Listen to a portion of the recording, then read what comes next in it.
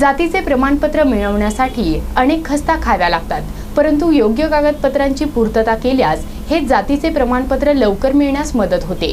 जातीचे प्रमाणपत्र कसे काढावे याविषयी सर्वसामान्यांना माहिती व्हावी यासाठी आज कृष्णा कार सजावट प्रस्तुत ATV न्यूज कट्ट्यावर आपण आमंत्रित केले आहे SR दाने, उपायुक्त समाज कल्याण तथा सदस्य जिल्हा जात प्रमाणपत्र पडताळणी समिती अहमदनगर। तर पाहूया ATV न्यूजचा हा विशेष कार्यक्रम कृष्णा कार सजावट प्रस्तुत ATV न्यूज कट्टा।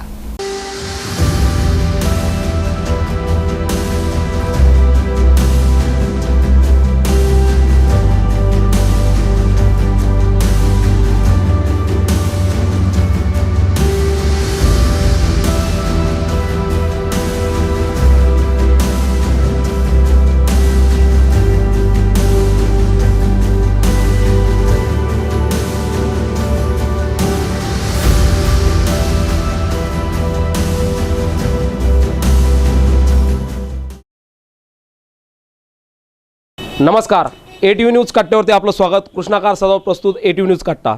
या ठिकाणी आज अतिशय वेगळे असे कट्ट्यावरती व्यक्तिमत्व आलेलं आहे, ते म्हणजे उपायुक्त समाज कल्याण तथा सदस्य जिल्हा जाती प्रमाणपत्र पडताळणी समिती अहमदनगर SR दाने साहेब। सर, आपलं ATV न्यूजमध्ये खूप खूप स्वागत। कारण की आता 12वीचे पेपर चालू आहे, त्याचबरोबर निवडणुकासुद्धा झाल्या आणि सगळ्यांनाच जर का कोणता प्रश्न भेडसावत असेल तो जात प्रमाणपत्राचा।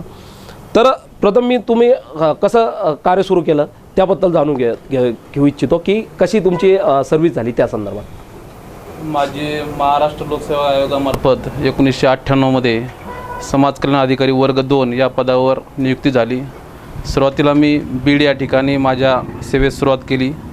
त्यानंतर 2003 मध्ये माझी सहाय्यक आयुक्त समाज कल्याण वर्ग 1 या पदावर पदोन्नती झाली आणि त्यानंतर 2016 मध्ये डिसेंबर 2016 मध्ये माझी उपायुक्त समाज कल्याण या पदावर पदोन्नती झाली आणि जिल्हा जाती प्रमाणपत्र पडताळणी समिती अहमदनगर या नवनिर्मित समितीवर कार्यालय प्रमुख तथा उपायुक्त म्हणून माझी नियुक्ती झालेली आहे।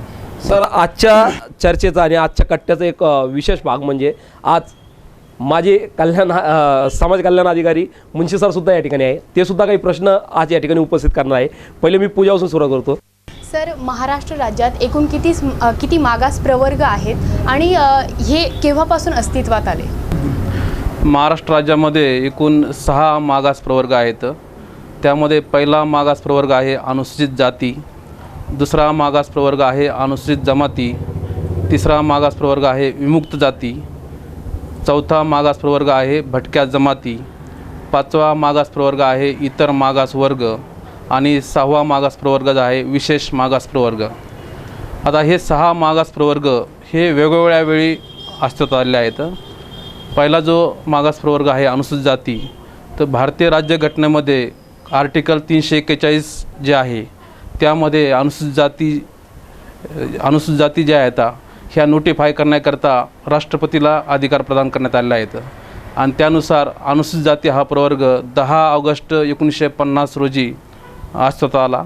त्यामध्ये जवळपास महाराष्ट्राच्या यादीमध्ये 59 जाती आहेत आणि अनुसूचित जातीची प्रत्येक राज्याची यादी वेगळी आहे। कर्नाटकची वेगळी आहे, मध्य प्रदेशची वेगळी आहे, तामिळनाडूची वेगळी आहे। तर महाराष्ट्राची यादी आहे त्याच्यामध्ये 59 जाती आहेत आणि महाराष्ट्रामध्ये अनुसूचित जातीला 13% आरक्षण आहे। पण दुसरा प्रवर्ग पाहिला अनुसूचित जमाती, तर अनुसूचित जमातीकरता सुद्धा भारतीय राज्यघटनेमध्ये आर्टिकल 342 आहे। त्यामध्ये अनुसूचित जमातीची यादी करण्याचे अधिकार जे आहेत राष्ट्रपतीला दिलेले आहेत घटनेमध्ये। त्यानुसार 6 सप्टेंबर 1950 रोजी अनुसूचित जमाती हा प्रवर्ग अस्तित्वात आला।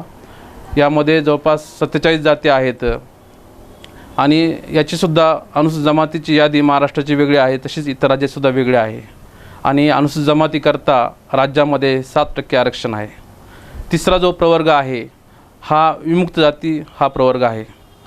विमुक्त जाती म्हणजे ब्रिटिश गव्हर्नमेंटने 1871 आणि 1924 मध्ये एक गुन्हेगार जमाती कायदा केला होता।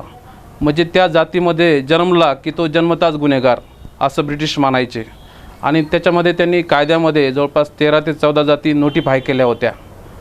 तर या जाती भारत स्वतंत्र झाल्यानंतर त्या डिनोटिफाय केल्या, म्हणजे तो कायदा रद्द करण्यात आला आणि त्यांना विमुक्त करण्यात आलं. म्हणजे नोटिफाय होतं तर ते डिनोटिफाय केलं, म्हणून आपण त्यांना विमुक्त जाती असं नाव दिलेलं आहे. आणि या विमुक्त जातीमध्ये जवळपास 14 जाती आहेत. या 14 जाती ज्या आहेत 21/11/1961 रोजी हा विमुक्त जाती प्रवर्ग एस्टॅब्लिश झाला. चौथा जो प्रवर्ग आणि विमुक्त जाती प्रवर्गाकरता महाराष्ट्रामध्ये शैक्षणिकमध्ये असेल किंवा सेवेमध्ये असेल 3% आरक्षण आहे. चौथा जो प्रवर्ग आहे तो भटक्या जमाती, म्हणजे आपल्या उदरनिर्वाहाकरता एका ठिकाणाहून दुसऱ्या ठिकाणी फिरणारे जे समूह आहेत, जात समूह आहेत, यांचं सर्वेक्षण स्वातंत्र्यानंतर करण्यात आलं. 1959 साली थाडे समिती अशी एक समिती स्थापन करण्यात आली आणि त्यांनी मुंबई प्रांत आणि हैदराबादचं निजाम स्टेट आणि संयुक्त आपल्या मध्य प्रांत ह्याच्यामधला जो विदर्भ भाग आहे याचं जे संयुक्त महाराष्ट्रामधला जो प्रांत आहे याच्यामधलं सर्वेक्षण करण्यात आलं आणि जवळपास 28 जातीची यादी त्यांनी त्याच्यामध्ये आयडेंटिफाय केली. आणि ह्या 28 जाती ज्या आहेत ह्या नोमॅडिक आणि सेमी नोमॅडिक, म्हणजे वर्षभर भटकंती करणाऱ्या आणि वर्षातला काही काळ भटकंती करणाऱ्या अशा ह्या जाती होत्या. आणि हा जो प्रवर्ग आहे भटक्या जमाती हा प्रवर्ग 21/11/1961 एस्टॅब्लिश झाला. सुरुवातीला याच्यामध्ये 28 जाती होत्या, नंतर कालांतराने याच्यामध्ये धनगर, वंजारी, गवळी, लोहार या जाती समावेश झाल्या आणि आज रोजी भटक्या जमातीमध्ये जवळपास 37 जाती आहेत. पाचवा जो प्रवर्ग आहे हा अतिशय महत्त्वाचा आहे, इतर मागास वर्ग हा प्रवर्ग. इतर मागास वर्ग प्रवर्गामध्ये असा त्यांना सामाजिक, आर्थिक आणि शैक्षणिकदृष्ट्या जे मागास लोक आहेत त्यांचं आयडेंटिफिकेशन करण्यात आलं 1967च्या जवळपास आणि त्यांचा एक इतर मागासवर्ग हा प्रवर्ग निर्माण करण्यात आला. याच्यामध्ये सुरुवातीला 180 जाती होत्या फक्त, परंतु 1967 पासून तर आता 2016पर्यंत याच्यामध्ये अनेक नव्याने जाती समावेश झाल्या आता आणि आज अखेर इतर मागासवर्गामध्ये जवळपास 350 जाती आहेत. आणि इतर मागासवर्गांना जे आहे आरक्षण जे आहे हे 19% आहे महाराष्ट्रामध्ये. आणि यापूर्वी आपण जो प्रवर्ग पाहिला भटक्या जमाती, तर भटक्या जमातीमध्ये सुद्धा 3 प्रवर्ग केले. त्याच्यामध्ये ब, क, ड. बला जे आहे तर हे 2.5% आरक्षण आहे, कला 3.5% आरक्षण आहे आणि डला जे आहे तर 2% आरक्षण आहे. आता शेवटचा जो प्रवर्ग आहे तो आहे विशेष मागास प्रवर्ग. हा प्रवर्ग जो आहे 1995 साली एस्टॅब्लिश झाला. अनुसूचित जमातीचे लाभ घेण्याकरता काही बऱ्याचशा जाती ज्या आहेत तर त्या शासनाकडं शैक्षणिकदृष्ट्या किंवा सेवेमध्ये लाभ मिळण्याकरता मागणी करत होत्या आणि अशा जातींचा सामाजिक आणि शैक्षणिक विकास करण्याकरता 13 जून 1995ला महाराष्ट्र शासनाने एक स्वतंत्र प्रवर्ग स्थापन केला. त्याचं नाव विशेष मागास प्रवर्ग. या विशेष मागास प्रवर्गामध्ये फक्त 6 जाती आहेत. त्याच्यामध्ये कोळी आहे, पद्मशाली आहे, कोष्टी आहे, मुनेरवार आहे, नंतर मुस्लिम भंगे आहे. त्याच्यामध्ये अशा 6 जाती त्याच्यामध्ये समाविष्ट आहेत आणि या विशेष मागास प्रवर्गाला 2% आरक्षण देण्यात आलेलं आहे. म्हणजे असे हे 6 प्रवर्ग जे आहेत या 6 प्रवर्गाला एकूण 52% आरक्षण महाराष्ट्रामध्ये सध्या अस्तित्वात आहे. दुसरा प्रश्न आहे की मागासवर्गीय प्रवर्गाचे लाभ घेताना याला काही धार्मिक बंधन आहे का? आणि आत्ता आपण सांगितलं की त्याच्यामध्ये काही जातींचा समावेश नंतर झालेला आहे इतर मागासवर्गीयमध्ये, तर नंतर समावेश झालेला आहे आणि वगळायची प्रक्रिया कशी होते? पहिला जो प्रश्न आहे की आपले हे जे 6 प्रवर्ग आहेत या 6 प्रवर्गामध्ये फक्त अनुसूचित जातीकरता धार्मिक बंधन आहे. ते धार्मिक बंधन हे घटना आदेश जे आहेत 10 ऑगस्ट 1950 या घटना आदेशामध्येच आहे की त्याच्यामध्ये असं म्हटलेलं आहे की अनुसूचित जातीचा व्यक्ती हा फक्त हिंदू, शीख आणि बौद्ध या धर्माचाच असेल. म्हणजेच अनुसूचित जातीमध्ये जे आहेत या 3 धर्माव्यतिरिक्त कोणताही व्यक्ती लाभ घेऊ शकत नाही. म्हणजे ख्रिश्चन असेल किंवा मुस्लिम असेल किंवा इतर जे धर्मीय आहेत ते अनुसूचित जातीचा लाभ घेऊ शकणार नाही. मात्र अनुसूचित जमाती असेल किंवा विमुक्त जाती, भटक्या जमाती, इतर मागासवर्ग किंवा विशेष मागास प्रवर्ग हे बाकीचे 5 प्रवर्ग जे आहेत याच्यामध्ये कोणत्याही धर्माचा व्यक्ती जो असू शकतो, त्याला कोणतंही धार्मिक बंधन नाही. दुसरा एक प्रश्न जो त्याचा असा प्रश्न होता की अनुसूचित जाती आणि अनुसूचित जमाती यामध्ये एखादी जात समाविष्ट करायची असेल किंवा एखादी जात वगळायची असेल तर अतिशय घटनेमध्ये त्याच्यामध्ये तरतूद केलेली आहे.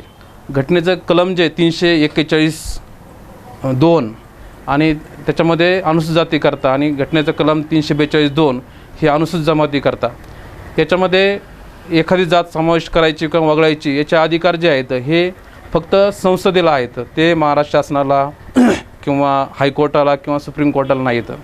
आणि ते सुद्धा एखादी जात समाविष्ट करणं त्याच्यामध्ये एवढी क्लिष्ट प्रोसिजर आहे, त्याच्यामध्ये पार्लिमेंटमध्ये 2/3 मेजॉरिटीनी ते ठराव पारित करायला पाहिजे, तर जात त्याच्यामध्ये समाविष्ट होते किंवा वगळली जाते. हे झालं अनुसूचित जाती आणि अनुसूचित जमातीकरता. परंतु उर्वरित जे 4 प्रवर्ग आहेत, विमुक्त जाती, भटक्या जमाती, इतर मागासवर्ग आणि विशेष मागास प्रवर्ग, या प्रवर्गामध्ये एखादी जात समाविष्ट करायची असेल किंवा वगळायची असेल तर याच्याकरता 1992मध्ये Indira Sawhney versus government of India अशी एक केस झाली होती. मंडळ आयोगाची केस म्हणतात त्याला आपण, मंडळ आयोगाच्या संदर्भातली केस होती ती. आणि त्यामध्ये सर्वोच्च न्यायालयाने असे निर्देश दिले होते सर्व राज्यांना की प्रत्येक राज्यामध्ये एक राज्य मागासवर्ग आयोग स्थापन करण्यात यावा. आणि एखाद्या जातीला वाटलं की आपल्याला ह्या प्रवर्गामध्ये जायचं आहे तर त्यांनी त्या राज्य मागासवर्ग आयोगाकडं अर्ज करायचा आणि ते राज्य मागासवर्ग आयोग सर्वेक्षण करणार आणि त्यांची जी मागणी आहे ती योग्य आयोग ठरवणार आणि नंतर ती जात समाविष्ट करायची की नाही हे महाराष्ट्र शासनाला कळवणार. आणि त्या आयोगाच्या शिफारशीनुसार जे आहे तर महाराष्ट्र शासन जे आहे तर ते निर्णय घेत आहे. आता राज्य मागासवर्ग आयोगाचे जे अध्यक्ष आहेत ते आपल्या नगरचे न्यायमूर्ती संभाजी पाटील म्हसे हे अध्यक्ष आहेत. त्याच्यामध्ये प्रत्येक महसूल विभागाचा एक सदस्य असतो. असे 7 सदस्यांचे जे म्हणजे 6 सदस्य आणि एक अध्यक्ष आणि एक सदस्य सचिव, हा त्याचा संचालक व्हिजिएंटी जो आहे तो त्याचा सदस्य सचिव असतो. अशा हा 8 लोकांचे जे बॉडी आहे याचं मुख्यालय जे आहे त्या आयोगाचं हे पुणे या ठिकाणी आहे. महाराष्ट्र राज्याची इतर मागासवर्गीयांची यादी व केंद्र शासनाची इतर मागासवर्गीयांची यादी वेगवेगळी आहे की एकच आहे आणि यामधील फरक काय आहे? बरोबर आहे. त्याला अनुसार मी उत्तर विचारतो. एक प्रश्न टाकतो. केंद्र शासनाचा मंडळ आयोग अन्वये महाराष्ट्रात कोणकोणत्या जातीचा समावेश ओबीसी संवर्गात करण्यात आला आहे? बरोबर आहे. महाराष्ट्राची इतर मागासवर्गाची जी यादी आहे ही वेगळी आहे आणि केंद्र सरकारची जी इतर मागासवर्गाची यादी ती वेगळी आहे. आपणाला माहीत आहे की महाराष्ट्राची इतर मागासवर्गाची यादी 1967 साली तयार झाली.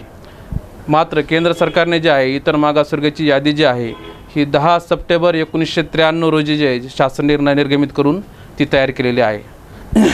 आता महाराष्ट्रामध्ये 4 प्रवर्ग आहेत इतर, म्हणजे SC ST सोडून जे येतं म्हणजे विमुक्त जाती, भटक्या जमाती, इतर मागासवर्ग आणि विशेष मागास प्रवर्ग, हे 4ही प्रवर्ग जे आहेत हे केंद्र सरकारमध्ये जे आहेत इतर मागासवर्गामध्ये येतात. मात्र या 4ही प्रवर्गातल्या सर्व जातींचा समावेश केंद्र सरकारची इतर मागासवर्गाची यादी आहे त्याच्यामध्ये नाही आहे. केंद्र सरकारची जी इतर मागासवर्गाची यादी आहे त्याच्यामध्ये फक्त 261 जाती आहेत. आणि महाराष्ट्राचे हे 4 प्रवर्ग जर पाहिले आपण त्याच्यामधले जवळपास फक्त OBCमध्ये 350 जाती आहे. आता FIJI आणि NT मध्ये 50 जाती आणि SBCमध्ये 6 जाती, म्हणजे जवळपास 500पेक्षा अधिक जाती जरी असल्या ह्या 4 प्रवर्गामध्ये तरी केंद्र सरकारच्या इतर मागासवर्गाच्या यादीमध्ये फक्त 261 जातीच आहेत. आणि त्याच्यामध्ये जर समावेश करायचा असेल तर त्याच्यासाठी सुद्धा वेगळी पद्धत आहे. केंद्रीय इतर मागासवर्ग आयोग आहे, त्याच्याकडं त्या जातीच्या समूहाला अर्ज करावा लागतो.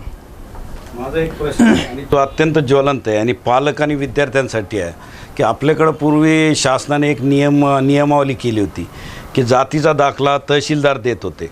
तदनंतर त्यांनी चेंज केला शासन निर्णय की उपजिल्हाधिकारी दाखला देतील.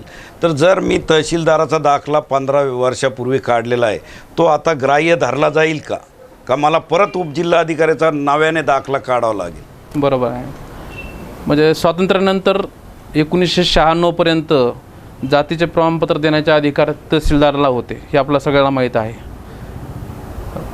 कुमारी माधुरी पाटील विरुद्ध अतिरिक्त आदिवासी आयुक्त ठाणे या प्रकरणामध्ये सर्वोच्च न्यायालयाने 1996 एक निर्णय दिला आणि त्याच्यामध्ये त्यांनी जातीचं प्रमाणपत्र देण्याची कार्यपद्धती आणि जातीच्या प्रमाणपत्राची पडताळणी करण्याची कार्यपद्धती विहित केली. आणि त्याच्यामध्ये अशा सूचना दिल्या महाराष्ट्र शासनाला की जातीचं प्रमाणपत्र देणारा जो अधिकारी आहे तो उपजिल्हाधिकारी दर्जापेक्षा कमी दर्जाचा अधिकारी नसावा.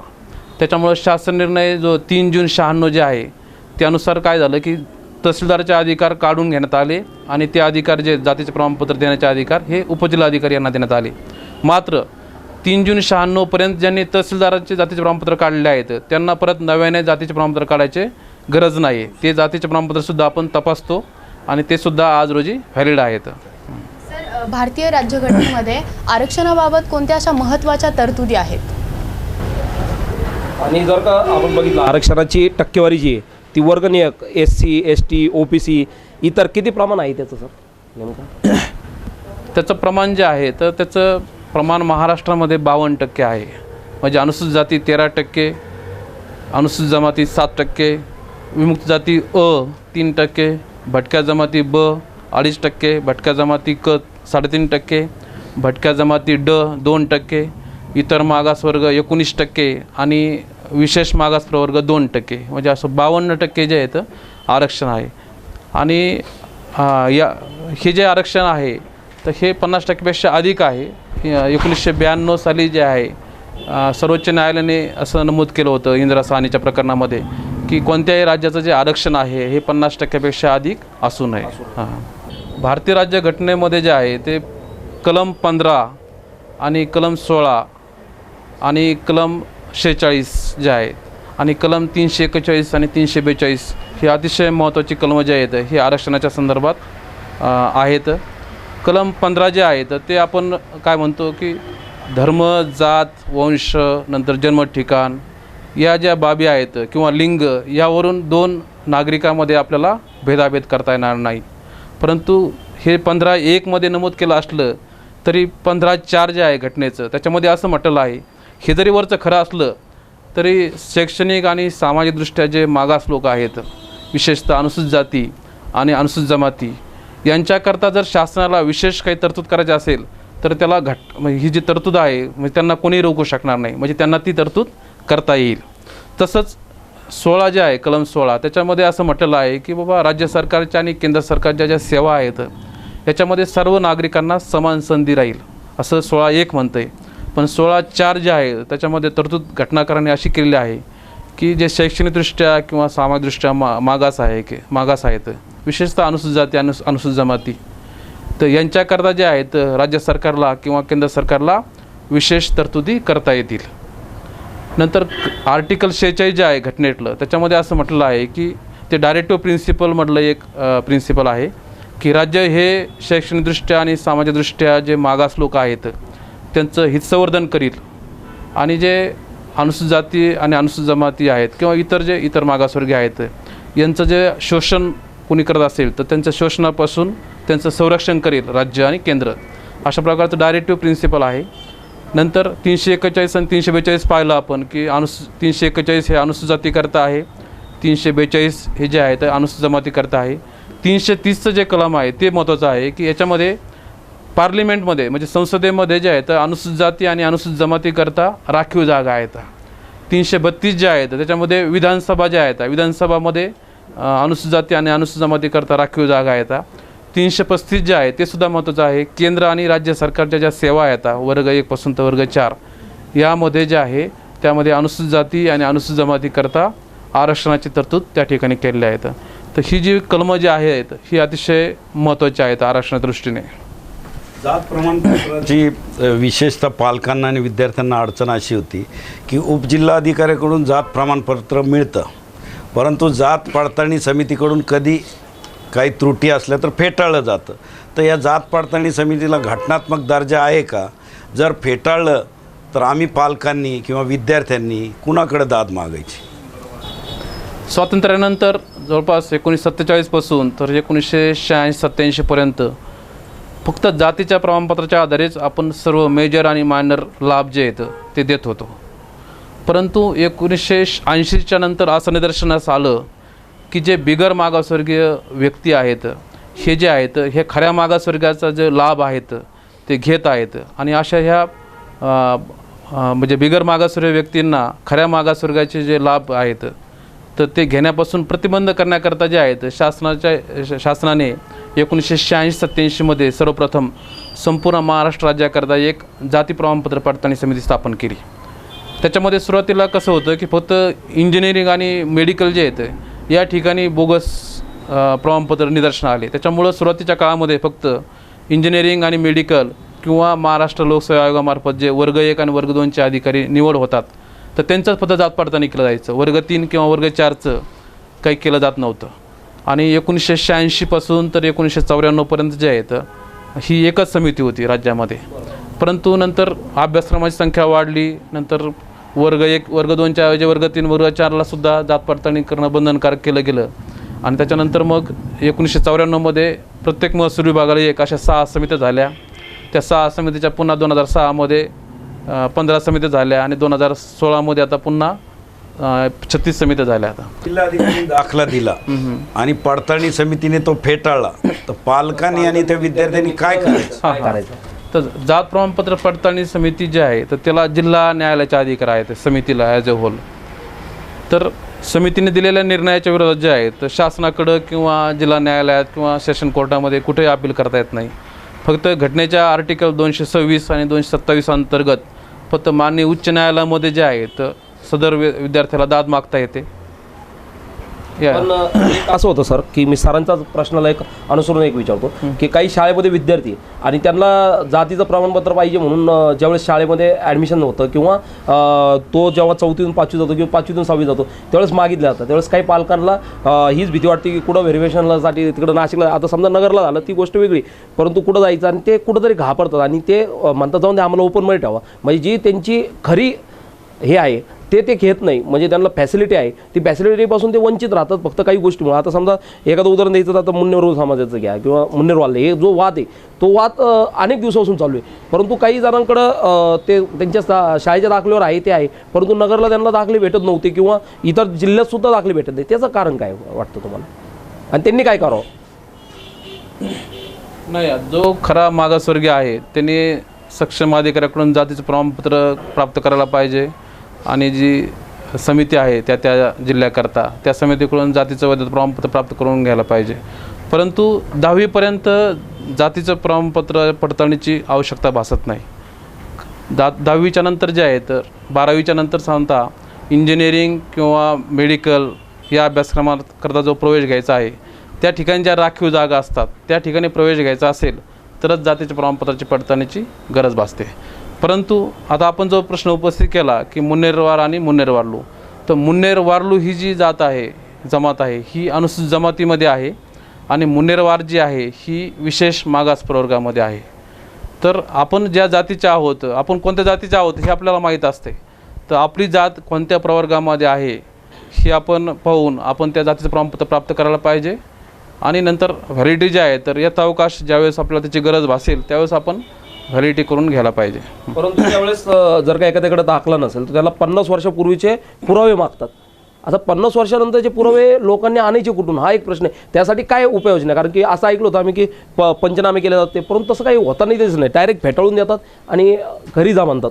अशा पद्धतीने हे चालू. जातीचं प्रमाणपत्र देण्याबाबत म्हणताय का व्हॅलिडिटी करण्या? प्रमाणपत्र जेव्हा घ्यायला जातात लोक त्यावेळेस जर का ते नसन तर त्यांना पूर्ण माहिती दिली जात नाही. आता आपली समिती तर आली, लोकांच्या आशा वाढलेल्या आहे, परंतु ज्यावेळेस जिल्हाधिकारी कार्यालयात जाणार किंवा ज्यावेळेस ते हे करणार तेव्हा कोणीही ते रिस्क घ्यायला तयार नाही.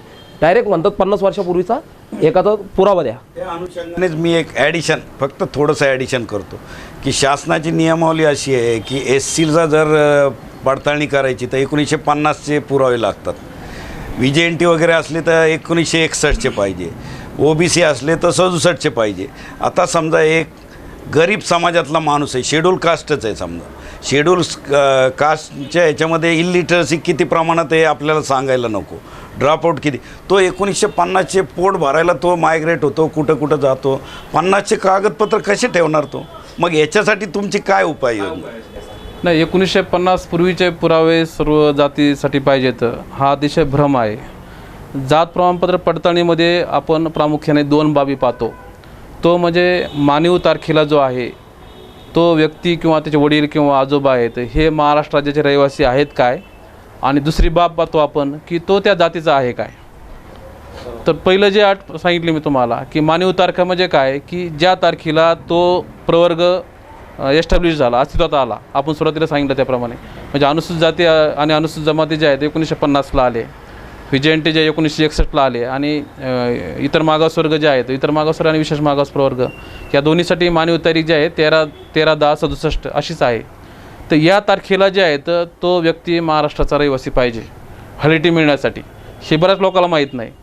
त्या फक्त जातीचा पाहिजे म्हणून व्हॅलिटी नाही. व्हॅलिटीमध्ये 2 बाबी पाहतो आपण. पहिलं पाहतो की त्याचा रेसिडेन्स जो आहे तो महाराष्ट्राचा आहे का. पहिल्या बाबीची त्यांनी पूर्तता केली तर दुसरी बाब आपण पाहतो की तो त्या जातीचा आहे का. आता 1950ला महाराष्ट्रामध्ये लिटरसी पर्सेंटेज जे आहे ते अतिशय कमी होतं, म्हणजे 20-25% सुद्धा कमी होतं. त्याच्यामुळे सर्वांकडं शालेय पुरावे जे आहेत असतील अशी अपेक्षा धरणं आपण चुकीचं आहे. त्याच्यामुळे अनुसूचित जातीमध्ये सुद्धा आपण तो जर त्या महाराष्ट्राचा रहिवासी असेल तर त्याचे 50चेच पुरावे कंपल्सरी पाहत नाही आपण. त्याच्या लगतचे जरी पुरावे असतील 55चे असतील, 60चे असतील, 65चे असतील तरी आपण ते ग्राह्य धरतो. आपण त्याला 50च्या पूर्वीचाच पुरावा द्यावा अशा प्रकारचा आग्रह धरत नाही आपण.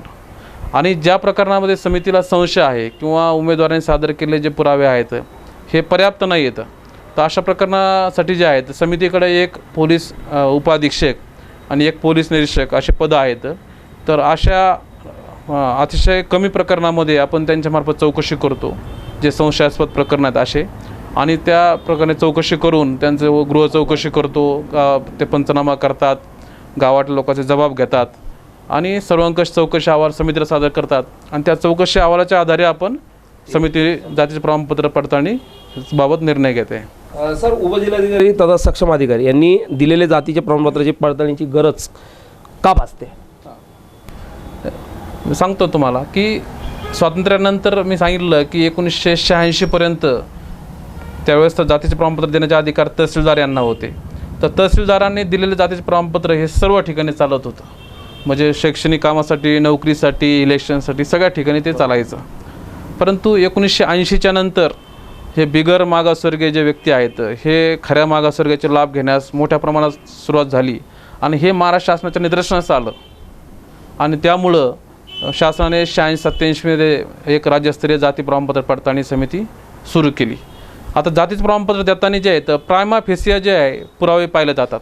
म्हणजे जातीचं प्रमाणपत्र देण्याची कार्यपद्धती आणि जातीच्या प्रमाणपत्राची पडताळणीची कार्यपद्धती ही थोडी भिन्न आहे. जातीचे प्रमाणपत्र देताना प्रायमा फेसिया उमेदवाराच्या स्वतःच्या शालेय पुराव्यावर, वडिलाच्या शालेय पुराव्यावर ती जात आहे ना, प्रायमा फेसिया त्याचं समाधान झालं सक्षम अधिकाऱ्याचं, ते जातीचं प्रमाणपत्र दिलं जातं. आता सर्व जातीच्या प्रमाणपत्रामध्ये आपण जात पडताळणी करत नाही. समजा 100 जातीचे प्रमाणपत्र इश्यू झाले असेल तर त्याची फक्त साधारणतः 15 ते 20% जातीच्या प्रमाणाची पडताळणी करण्यात येते. कारण शासनाने फक्त जे मेजर बेनिफिट आहेत, मेजर बेनिफिट असेल तरच जातीच्या प्रमाणपत्राची पडताळणी करण्यासाठी सांगितलेलं आहे.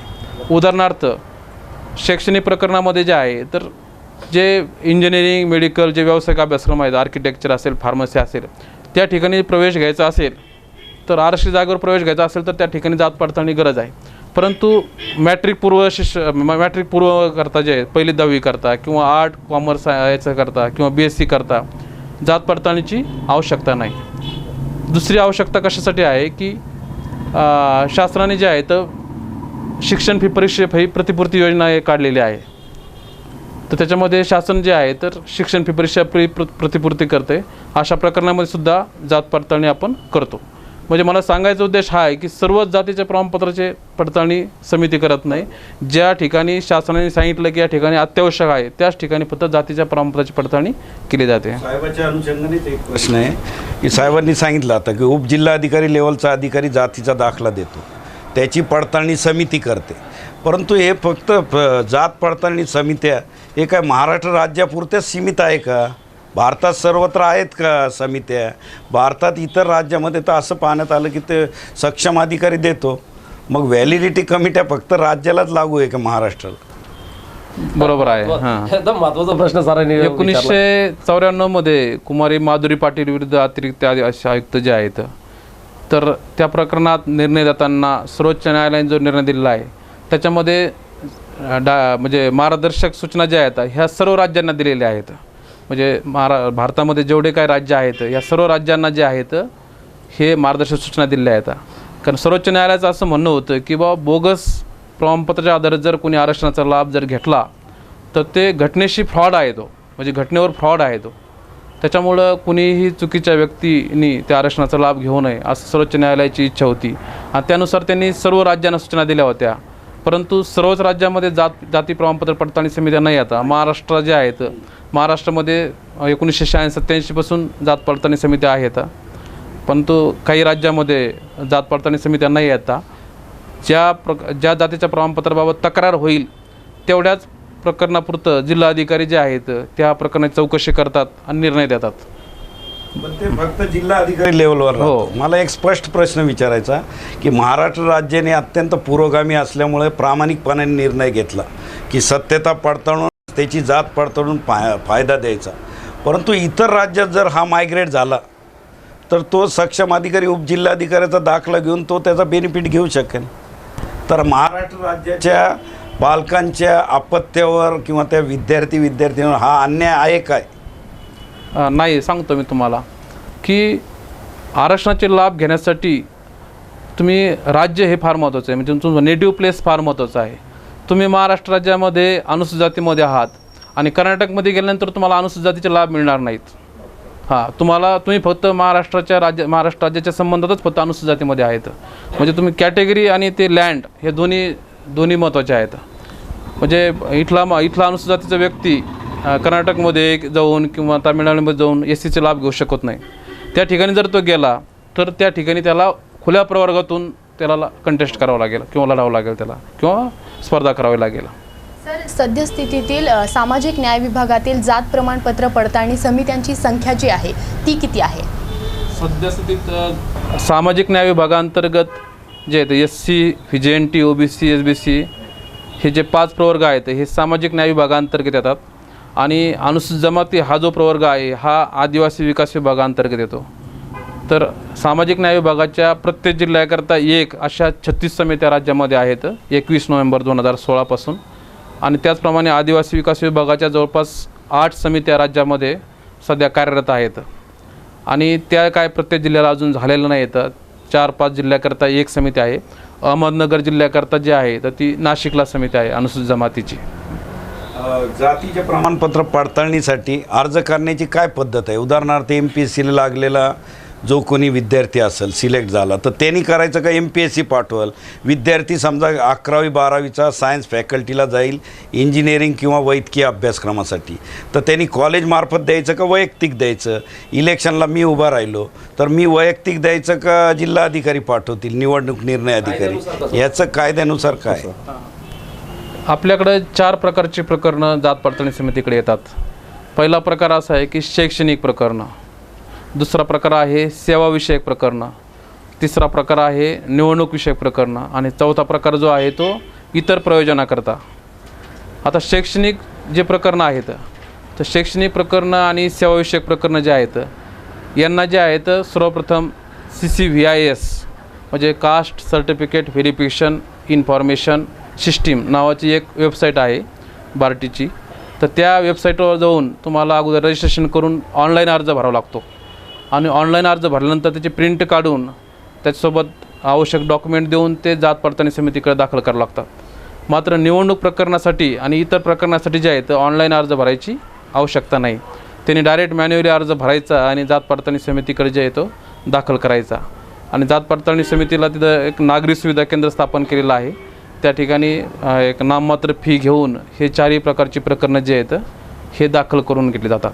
सरांचा जो प्रश्न आहे तर शैक्षणिक जे प्रकरणं आहेत तर ही त्या संबंधित प्राचार्यामार्फत येणं आवश्यक आहे. सेवाविषयक जे प्रकरणं आहेत हे नियुक्ती प्राधिकारी जे आहेत त्या नियुक्ती प्राधिकाऱ्यामार्फत येणं आवश्यक आहे. निवडणुकीची जे प्रकरणं आहेत हे मान्य जिल्हाधिकारी किंवा मान्य महानगरपालिका आयुक्त किंवा निवडणूक निर्णय अधिकारी जे आहेत ते त्यांच्यामार्फत येणं आवश्यक आहे. आणि चौथा जो प्रकार आहे तर चौथा म्हणजे इतर प्रयोजन म्हणजे काय की अनुसूचित जाती अनुसूचित जमातीकरता जे आहेत हे पेट्रोल पंप किंवा गॅस एजन्सी असतील किंवा आता MIDCमध्ये राखीव भूखंड असतात, हे असे जे मेजर बेनिफिट आहेत इतर प्रयोजनामध्ये येतात त्याच्यामध्ये. तर ज्या ठिकाणी त्यांनी लाभ घेतलेला आहे किंवा म्हाडामध्ये घरं आहेत त्यांना तर त्या म्हाडामध्ये घरं जर भेटलं असेल तर म्हाडामार्फत त्याचा अर्ज यायला पाहिजे. MIDCमध्ये जर भूखंड भेटला असेल तर MIDC मार्फत प्रस्ताव यायला पाहिजे. म्हणजे आपण डायरेक्ट प्रस्ताव स्वीकारत नाही, कोणत्या तरी सक्षम प्राधिकाऱ्यामार्फतच तो प्रस्ताव समितीकडे येतो. या ठिकाणी एक छोटीशी आपण विश्रांती घेणार आहोत. कृष्णाकार सदावर प्रस्तुत ATV न्यूज कट्ट्यावरती अतिशय महत्त्वाची अशी चर्चा या ठिकाणी आपली चालू आहे नाणेसाहेबांसोबत. आणि मला आणखी काही जे मनामध्ये प्रश्न आहे ते म्हणजे जात पडताळणी समितीची सदस्य संख्या किती असते किंवा समिती घटनात्मक बॉडी आहे का, या सर्व गोष्टीवरती आपण चर्चा करणार आहोत. आणि त्यामुळं पुढे जाऊ नका, पाहत राहा ATV न्यूज विशेष कट्टा.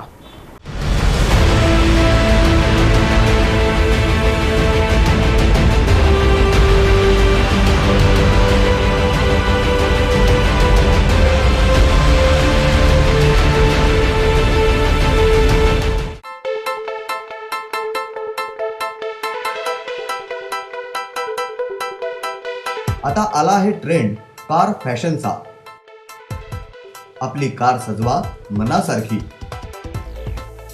बदला तिचं रूप. कृष्णा कार सजावट.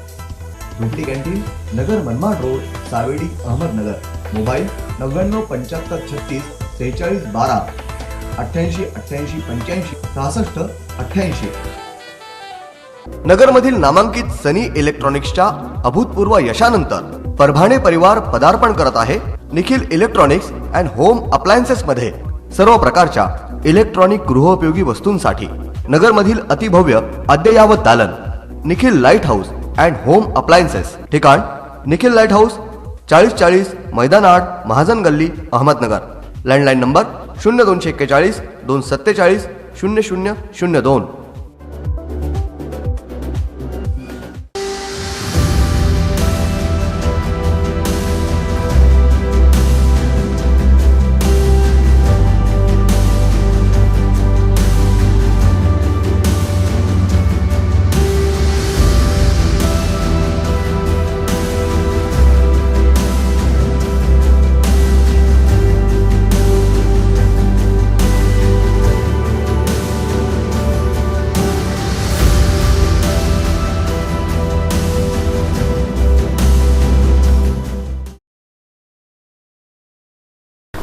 विश्रांतीनंतर पुन्हा एकदा आपलं स्वागत. कृष्णा कारसावर प्रस्तुत ATV न्यूज कट्टा. आज अतिशय महत्त्वाची चर्चा चालू आहे. राजकारणी नाही इथं कोणी, किंवा आपण राजकारणावरती विषय बोलत नाही, परंतु राजकारण्याला पण महत्त्वाचं असणारं, विद्यार्थ्यांना महत्त्वाचं असणारं आणि सर्वात महत्त्वाची गोष्ट म्हणजे प्रत्येकाच्या मनामध्ये जो प्रश्न सध्याला जातीचे प्रमाणपत्र काढण्यासाठी असतो तो विषय घेऊन आपण आलो या ठिकाणी. आणि सगळ्यात महत्त्वाची गोष्ट आजच्या कट्ट्याची ती अशी आहे की माजी समाज कल्याण अधिकारी मुंशी सर आपल्यासोबत आहेत, माझी सहकारी पूजा आहे आणि आपण ही चर्चा अशीच पुढे चालू ठेवणार. अतिशय महत्त्वाचा असा सर मला एक प्रश्न आपल्याला असा विचारायचा, जातीचे प्रमाणपत्र काढण्यासाठी मिळण्याकरिता काय कार्यपद्धती आहे आणि सगळ्यात महत्त्वाची गोष्ट म्हणजे लोकांच्या मनामध्ये येतं की अर्ज कसा करायला पाहिजे किंवा ते अर्ज कसा हे केलं पाहिजे, कसं सांगताल, काय सांगताल? त्यासोबत कोणती कागदपत्र पण लावली गेली पाहिजे? यामध्ये सुरुवातीला सांगतो की जातीचं प्रमाणपत्र काढण्यासाठी आपण कुठं अर्ज केला पाहिजे हे अतिशय महत्त्वाचं आहे. की ही ज्या मानवी तारखा आहेत आता, म्हणजे अनुसूचित जातीकरता 1950 असेल किंवा व्हीजेंटी करता 1961 किंवा ओबीसीसाठी 67, तर या तारखेला आपण जर वयाने कमी असू तर आपले वडील किंवा आजोबा ज्या ठिकाणचे रहिवासी होते त्या ठिकाणच्या सक्षम अधिकाऱ्याकडे आपण अर्ज करणं आवश्यक आहे. उदाहरणार्थ एखादा व्यक्ती नगरचा आहे आणि किंवा श्रीगोंदा तालुक्यातला आहे आणि तो नंतर नोकरीकरता समजा पुण्यामध्ये गेला, तर त्यांनी जातीचं प्रमाणपत्र मिळण्याकरता पुन्हा श्रीगोंदा या ठिकाणी येणं आवश्यक आहे. कारण त्याचे वडील किंवा आजोबा जे आहेत हे 1961 किंवा 67 या ठिकाणचे जर श्रीगोंद्याचे रहिवासी असतील तर त्यांनी पुण्यामध्ये अर्ज न करता सक्षम अधिकारी जे आहेत, उपविभागीय अधिकारी श्रीगोंदा पारनेर यांच्याकडे अर्ज करणं आवश्यक आहे.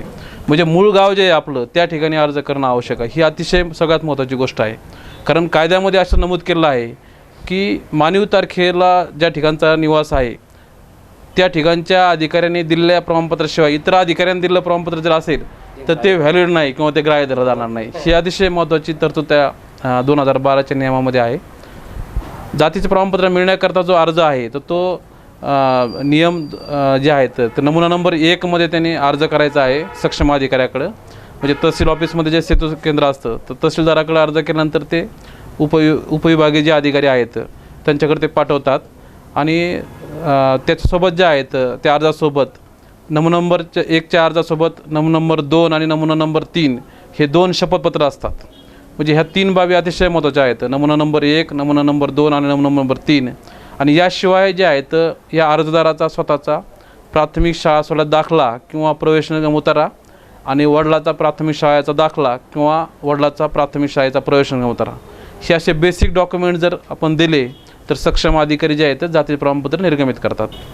मला साहेबांच्या अनुषंगाने एक प्रश्न विचारायचा आणि आपल्याला प्रेक्षकांनाही कट्टा जो आहे तो मार्गदर्शनपर सुद्धा असला पाहिजे.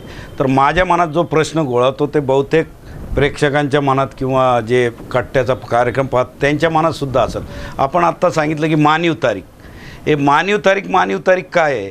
मानीव तारीख स्थलांतरित मी बंगालमधून महाराष्ट्रात आलो तर मला मानीव तारीख कोणती भेटेल आणि त्या मानीव तारखेला मला गव्हर्नमेंट सर्वंट नसलो तर काय पुरावे द्यावे लागतील, रहिवासी असल्याचे तिथे स्थलांतरित झाल्याचं ते एकदा क्लिअर केलं म्हणजे प्रेक्षकांना सगळ्यांना माहिती होईल. मी अगोदरच सांगितलं की आरक्षणाचे फायदे हे स्थलांतरित व्यक्तीला नाहीत, आरक्षणाचे फायदे फक्त स्थानिक भूमिपुत्रांनाच आहेत. ही बाब पहिल्यांदा मी क्लिअर करतो. त्याच्यानंतर जे आहे तर दुसरा मानीव तारीख जे आहेत, मानीव तारीख म्हणजे काय की आपण ज्या प्रवर्गामध्ये आहोत तो प्रवर्ग कधी अस्तित्वात आला तो ती तारीख म्हणजे मानीव तारीख. म्हणजे अनुसूचित जातीकरता 1950 आहे आपण म्हटलं, 10 ऑगस्ट 1950, व्हिजेंटी करता 21/11/1961 किंवा OBC करता 13/10/67. ही जी तारीख आहे ती मानीव तारीख आणि या मानीव तारखेपासून आपण राज्याचे रहिवासी पाहिजेत तरच आपण त्या मागासवर्गाचे लाभ घेऊ शकतो. सर, जातीचे प्रमाणपत्र मिळाल्यानंतर प्रत्येक व्यक्तीला जात प्रमाणपत्र पडताळणी करावीच लागते का? नाही. आणि सगळ्यात मेन गोष्ट म्हणजे तिच्या एका प्रश्नाला अनुसरून माझा दुसरा उपप्रश्न आहे त्याला, की आपण जेव्हा जात पडताळणी करतो त्यानंतर समजा मी जात पडताळणी केली, माझ्या मुलांना पण जात पडताळणी परत करावी लागेल का? नाही, ठीक आहे. पहिल्या प्रश्नाचं उत्तर देतो की जातीचे प्रमाणपत्र काढलं म्हणजे त्याची जात पडताळणी करावीच लागेल असा बऱ्याच लोकांचा भ्रम आहे. शासनातर्फे 2 प्रकारचे लाभ मागासवर्गीयांना दिले जातात. एक म्हणजे मेजर बेनिफिट आणि एक म्हणजे दुसरा म्हणजे मायनर बेनिफिट. तर ज्या ठिकाणी मेजर बेनिफिट आहे अशाच ठिकाणी अशाच व्यक्तीला जात प्रमाणपत्र पडताळणी करणं बंधनकारक केलेलं आहे. उदाहरणार्थ तुम्हाला सांगतो की शैक्षणिक प्रकरणामध्ये जे व्यावसायिक अभ्यासक्रम आहेत, इंजिनिअरिंग किंवा मेडिकल किंवा फार्मसी, आर्किटेक्चर, त्या ठिकाणी जर प्रवेश घ्यायचा असेल तरच जात पडताळणीची आवश्यकता भासते. तुम्हाला समजा 11वी 12वी आर्ट, कॉमर्स, सायन्स असेल किंवा 10वीच्या आतमध्ये असेल किंवा ग्रॅज्युएशनमध्ये सुद्धा BA, BCom, BSc असेल, MA, MCom, MSc असेल तर अशा विद्यार्थ्यांना जात पडताळणीची बिलकुल आवश्यकता नाही. अजून एका प्रकरणामध्ये आवश्यकता भासते की सामाजिक न्याय विभागामार्फत जे आहे जे मागासवर्गीय विद्यार्थी आहेत, SC असेल किंवा व्हिजेंटी असेल, OBC असेल किंवा SBC असेल तर यांना जी शिक्षण फी, परीक्षा फी आहे याची प्रतिपूर्ती केली जाते. म्हणजे समजा SCच्या विद्यार्थ्याची समजा एखाद्या मेडिकल कॉलेजची 4 लाख रुपये फी असेल तर ती पूर्ण फी जी आहे तर ही महाराष्ट्र शासन भरतं आहे. असं जवळपास 3,500 ते 4,000 कोटी रुपये जे राज्यामध्ये हे महाराष्ट्र शासनातर्फे जे आहेत या शिक्षण फी आणि परीक्षा फी प्रतिपूर्ती करण्याकरता दिले जातात. हे बऱ्याच लोकांना माहीत नाही. म्हणजे मागासवर्गीयांना जे आहे ही फी माफी आहे म्हणजे काय की मागासवर्गीय विद्यार्थ्याची जी फी आहे हे महाराष्ट्र शासन भरतं आहे, हे बऱ्याच लोकांना माहिती नाही. ही झाली पहिली गोष्ट. तर असे जे शिक्षण फी, परीक्षा फी जे आहे असे ज्यांना घ्यायचे आहे अशा विद्यार्थ्यालासुद्धा जात पडताळणी करणं गरजेचं आहे. नंतर सेवाविषयक प्रकरणामध्ये जे आहेत ज्यांची नियुक्ती खुल्या प्रवर्गातून झालेली आहे त्यांना जात पडताळणी करायची गरज नाही. ज्यांची नियुक्ती म्हणजे मागास प्रवर्गातून झालेली आहे त्यांना जात पडताळणी करायची गरज आहे.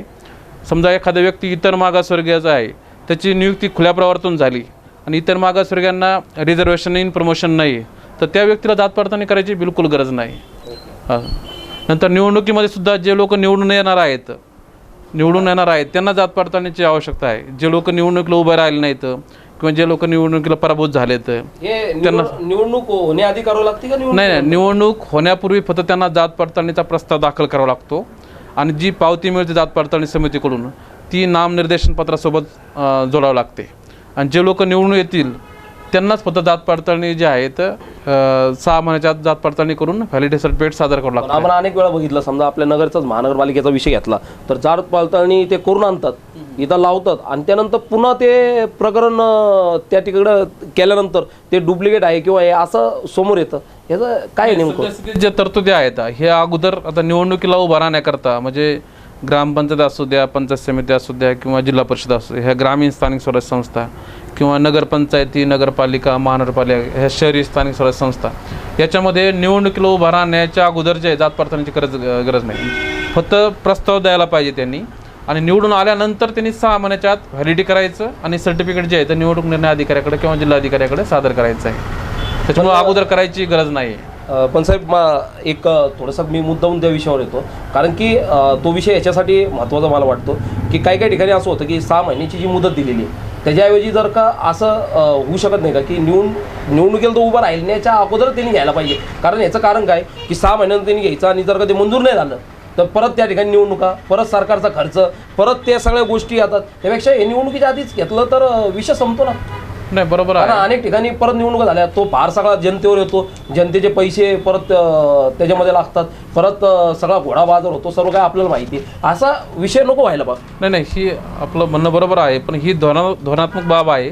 आणि सद्यस्थितीत तरी शासनाने जे आहे तर निवडणूक झाल्यानंतर 6 महिन्याचा कालावधी दिलेला आहे निवडून आलेल्या उमेदवारांना व्हॅलिडिटी सर्टिफिकेट सादर करण्याकरता.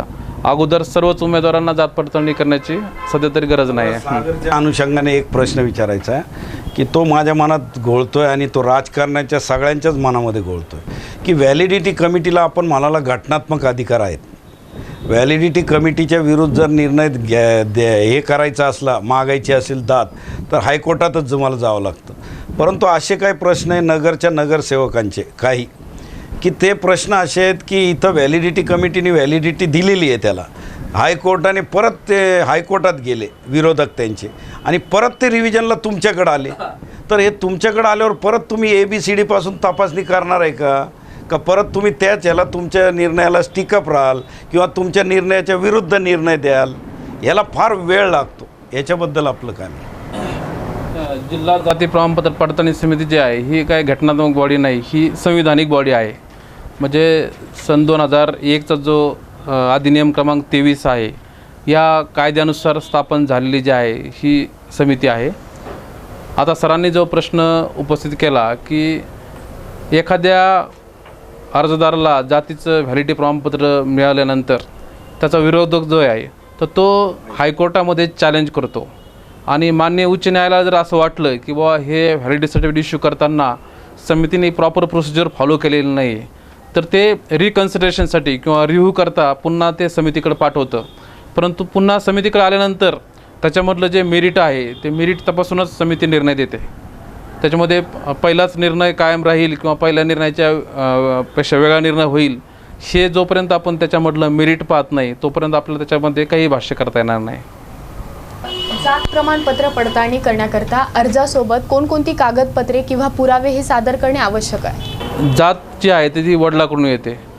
तर तुमचा प्रश्न अतिशय महत्त्वाचा आहे की आपलं जे आहे जात प्रमाणपत्र पडताळणीसाठी जे आहे हे स्वतःचे जे शालेय पुरावे आहेत आणि वडिलाचे जे शालेय पुरावे आहेत हे अतिशय महत्त्वाचे आहेत. वडील समजा शिकलेले नसतील तर चुलते आत्या किंवा आजोबाचे भाऊ, आजोबाची बहीण हे जे पुरावे आहेत याला प्रोबेटिव्ह व्हॅल्यू अतिशय महत्त्वाचे आहे.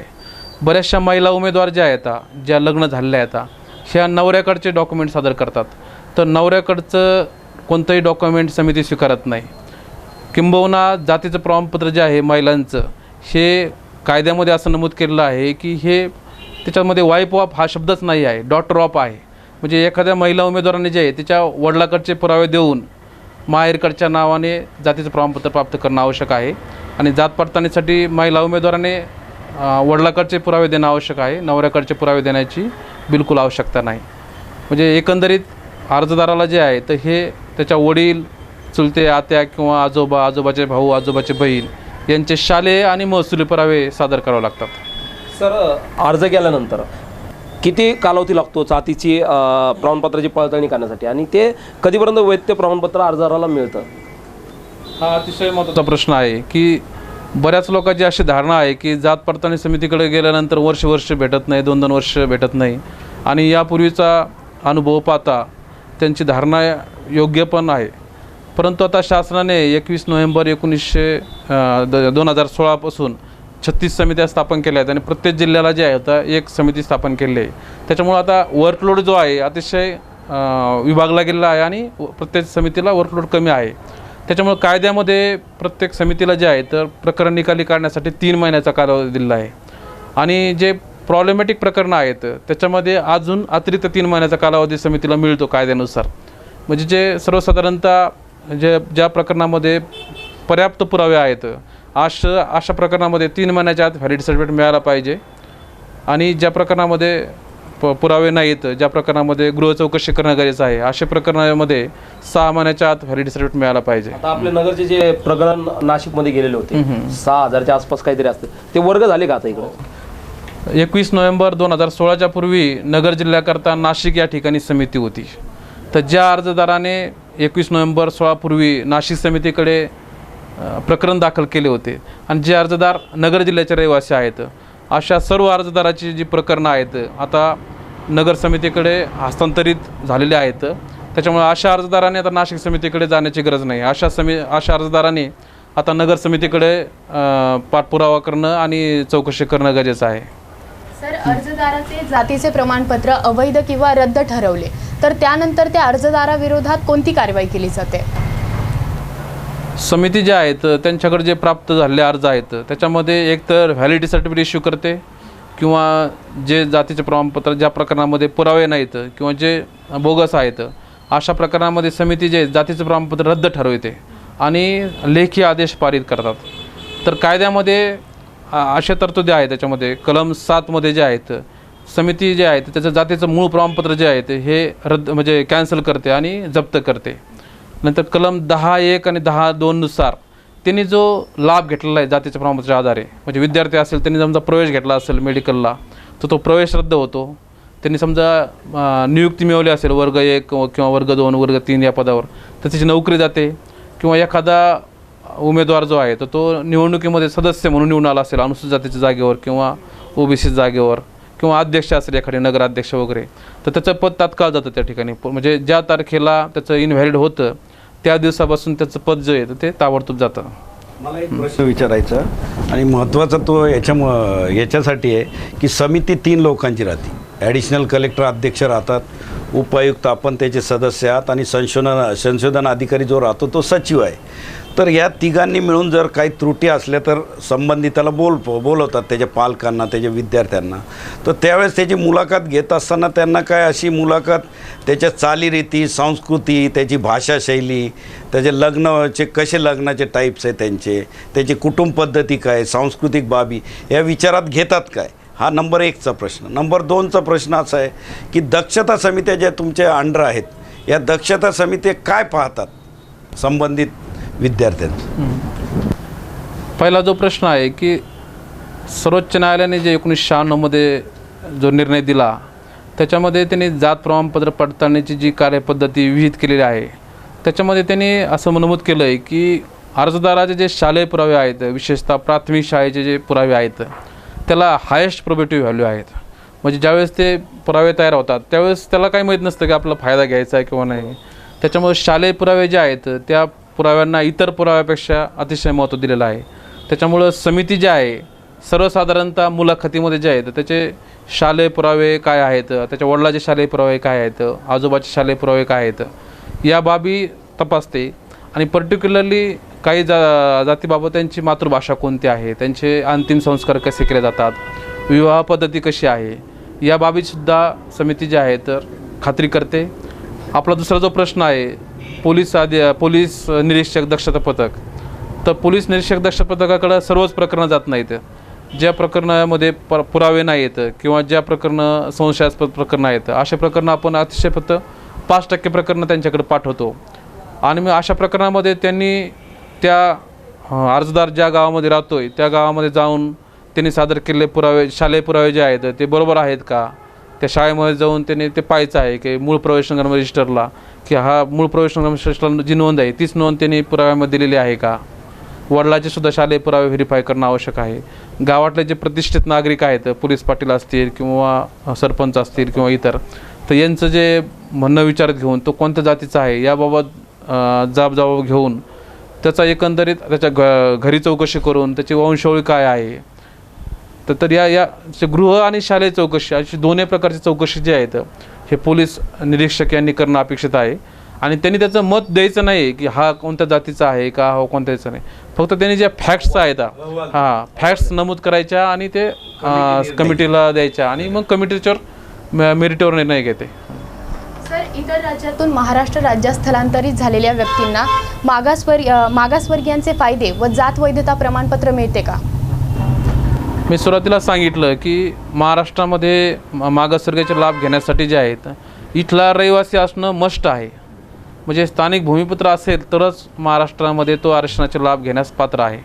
त्याच्यामुळं मानीव तारखेनंतर जर इतर राज्यातून महाराष्ट्र राज्यामध्ये नोकरीनिमित्त किंवा शिक्षणानिमित्त किंवा उद्योगधंद्यानिमित्त जर काही लोक आले असतील तरी मग ते जरी त्या जातीचे असले तर ते केवळ या राज्याचे रहिवासी नाहीत म्हणून ते या ठिकाणी आरक्षणाचे लाभ घेण्यास पात्र नाहीत आणि अशा व्यक्तीला जात समिती ज्या आहेत व्हॅलिडिटी सर्टिफिकेट इश्यू करत नाही. त्यांचं जातीचं प्रमाणपत्र समिती रद्द करते. सर, आंतरजातीय विवाहित जोडप्यांच्या दाम्पत्यांना कोणत्या जातीचा अपत्यांना कोणत्या जातीचा लाभ मिळतो? आणि मला त्याला अनुसरून मी एक उपप्रश्न घेतो पूजा ज्याला की समजा आई आणि SC असेल आणि वडील सुवर्ण असेल तर आपण जर का पाहिलं तर आईच्या जातीचा लाभ त्यांना का मिळत नाही? आणि सगळ्यात महत्त्वाची गोष्ट की महिला धोरणानुसार मालमत्ता जी आहे त्याच्यावरती आईचा हक्क सांगितला जातो आणि मग इकडं का नाही होत असं? बरोबर आहे. म्हणजे महाराष्ट्र शासनाने समाजामधील जातीप्रथा जी आहे अतिशय म्हणजे कुप्रथा म्हणतो आपण तिला, ही नष्ट करण्यासाठी साधारणतः 1962 एक परिपत्र काढलं होतं, गाईडलाईन दिल्या होत्या की एखाद्या व्यक्तीने जर मागासवर्गीय महिलेशी किंवा एखाद्या महिलेने मागासवर्गीय पुरुषाशी लग्न केलं तर त्या जोडीदाराला जे आहे तर त्या मागासवर्गीयाचे लाभ मिळत होते.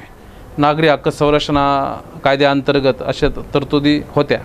परंतु 1986 हा अतिशय संवेदनशील प्रश्न आहे. म्हणजे हा जो इश्यू आहे हा सर्वोच्च न्यायालयापर्यंत गेला आणि वलसम्मा पॉल व्हर्सेस कोचिन युनिव्हर्सिटी अशा प्रकारची एक केरळमधली एक केस होती.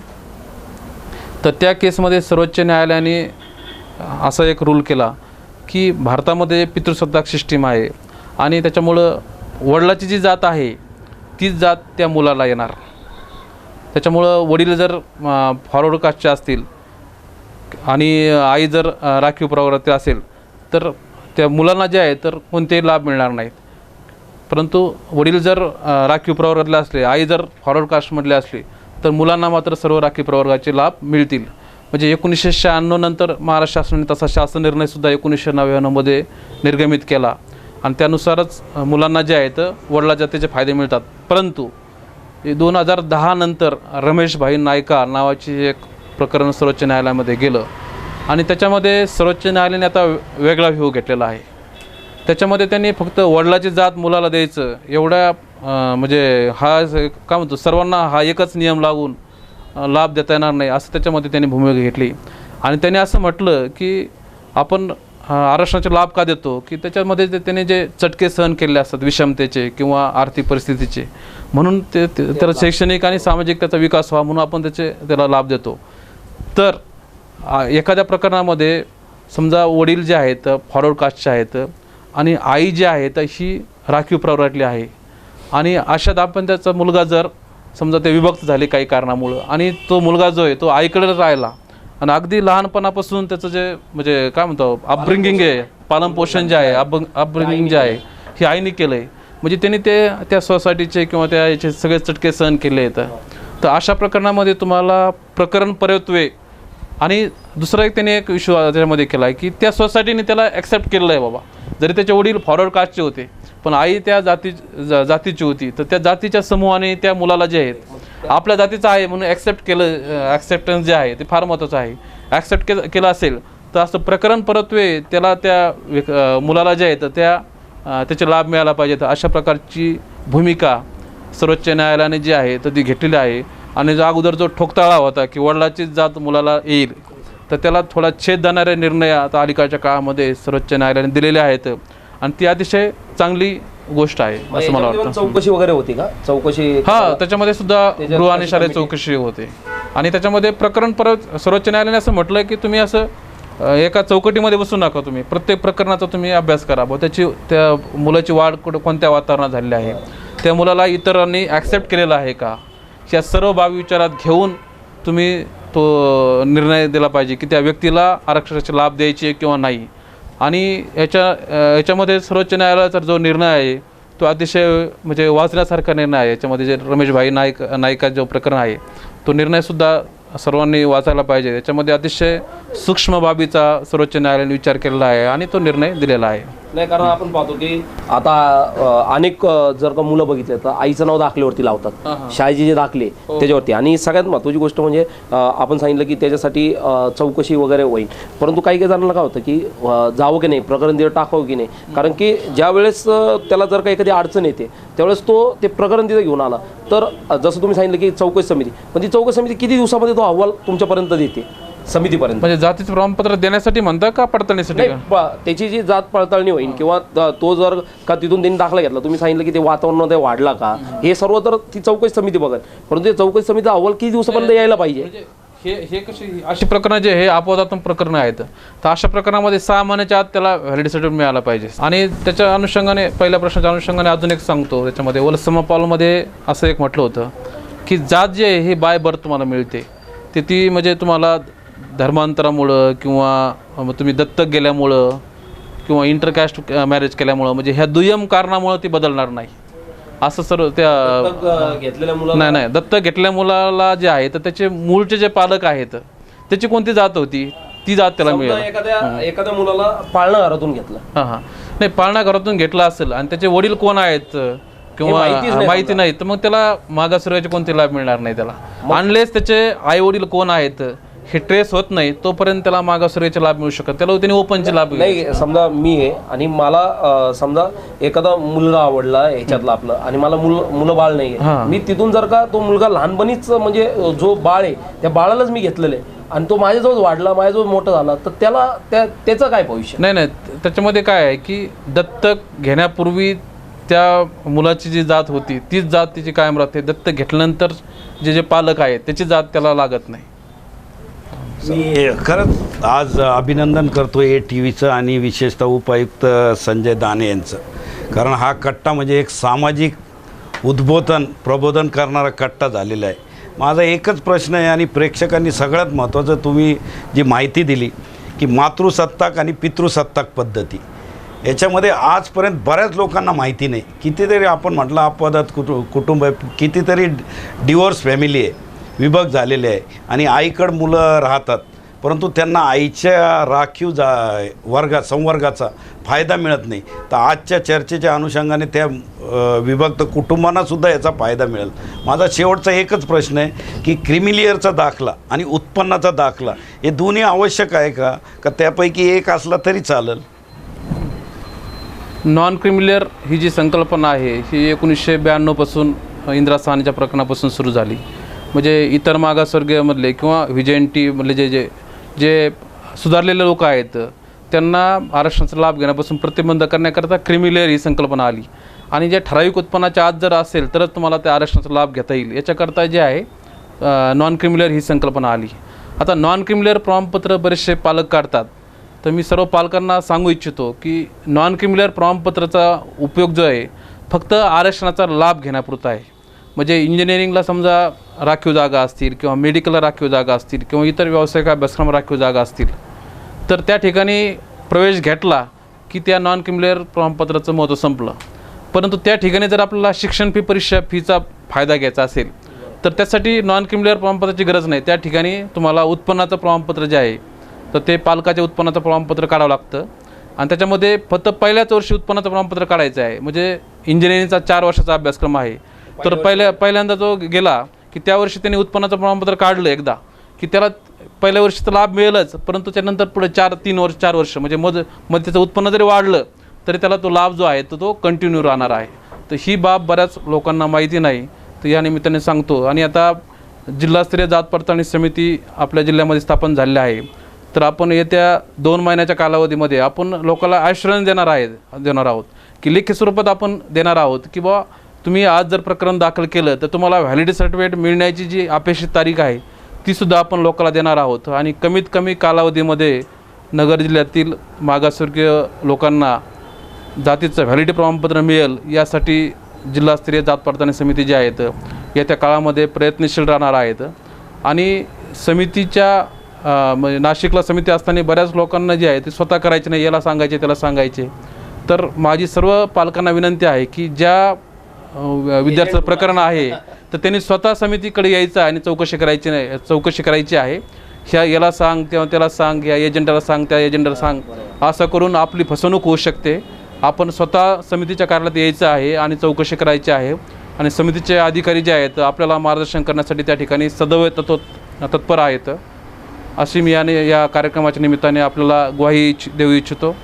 धन्यवाद. जाता जाता फक्त माझा एक शेवटचा प्रश्न मनामध्ये म्हणून विचारतो की आता जात पडताळणी समितीची सदस्य संख्या जी असते त्यासमोर जर का एखादं प्रकरण आलं त्या समितीसमोर आणि जर का समितीमध्ये जर का मतभेद झाले त्यावेळेस कसं पकडलं जाणार? समजा मी कबूल केलं की आहे, 2 जणांनी नाही केलं किंवा 2 जणांनी कबूल केलं आणि एकाने नाही केलं, तर ते तेवढा एक शेवट. समितीची जी सदस्य संख्या आहे ती ऑड आहे, म्हणजे तीन सदस्य आहे. त्याच्यामध्ये एक अध्यक्ष, एक सदस्य, एक सचिव. या तिन्ही अधिकारी जे आहेत एकत्रित बसून निर्णय घेतात आणि या तिन्ही अधिकाऱ्याचं एकमत होणं अपेक्षित आहे. परंतु समजा यामध्ये 2 अधिकाऱ्यांनी म्हटलं की व्हॅलिड, म्हणजे त्याचा जाती दावा मान्य केला आणि एका अधिकाऱ्याने सांगितलं की बाबा मला अमान्य आहे, तर 2 विरुद्ध 1 व्हॅलिड होऊ शकतं. म्हणजे बहुमताचा निर्णय हा अंतिम निर्णय असतो, हे न्यायाचं तत्त्व आहे. त्याच्यामुळं 2 लोकांनी जर व्हॅलिड केलं तर ते व्हॅलिड होईल, 2 लोकांनी जर इनव्हॅलिड केलं तर ते इनव्हॅलिड होईल. त्याच्यामुळं अशी प्रकरणाची संख्या अतिशय कमी असते, परंतु समितीच्या निर्णयामध्ये असे प्रकार होतात. सर खूप खूप धन्यवाद. मानवी आभार तुमचे.